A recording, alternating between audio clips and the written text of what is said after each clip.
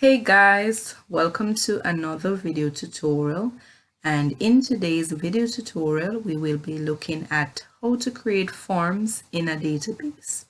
Now, the main form that we will be focusing on today is one that contains a subform. But first, what is a form? A form is one of the database objects that we are able to create, and it allows us to either enter data, to make edits or modification to that data, as well as to display the data that can be collected from either a table or a query. Now, the first step that we want to follow in producing our form is to select the Create tab. And once that has been selected, we should be able to see a variety of options. However, we are focusing on the section that says Forms, and we will be using the Form Wizard. Now, once the Form Wizard option has been selected, we receive a pop-up box. And the purpose for using the Form Wizard is to be able to quickly and easily manipulate and maneuver the different aspects that we want for our form. So the first thing that we want from this pop-up box is to identify where we want to collect the various fields that will be used to produce our form. So we are now going to go ahead and select our facing down arrow, and we receive our drop-down box. And in the drop-down box, we have table options as well as queries. However, for this tutorial, we will be using information from two tables, namely the members info table and the program table. So I will be selecting the members info table, and from this, the fields that I want are the member ID, first name, last name, and the membership type. Once again, I select my arrow, and the next table that I am collecting from is the program table. From this table, I want the program type, the payment, and the registration status. Once all the required fields has been identified, I will now go ahead and select Next.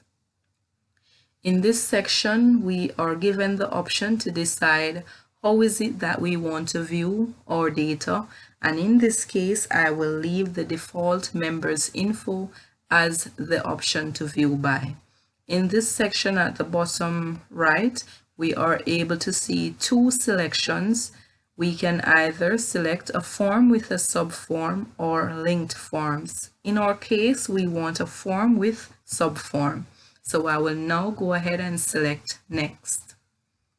Once we are in the layout section, we have two options, the datasheet view or layout, as well as the tabular layout. We will be selecting the tabular and then select Next. And then the final stage in our form creation will be to identify the title for our main form as well as our subform.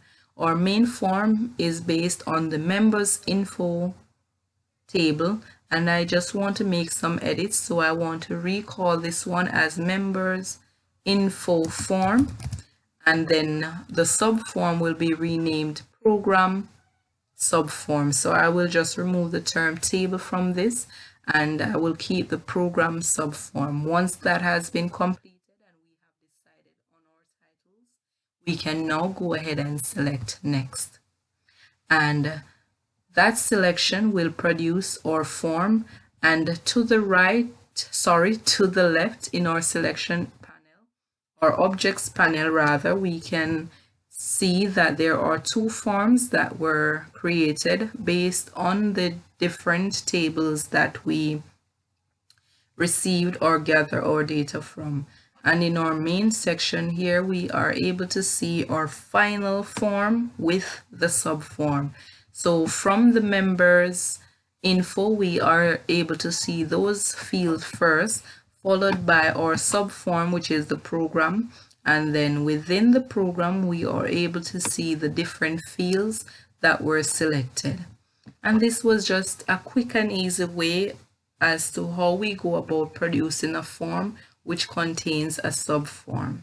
I do hope that you learned something new today, and please stick around for the other tutorials to follow. Have a great one.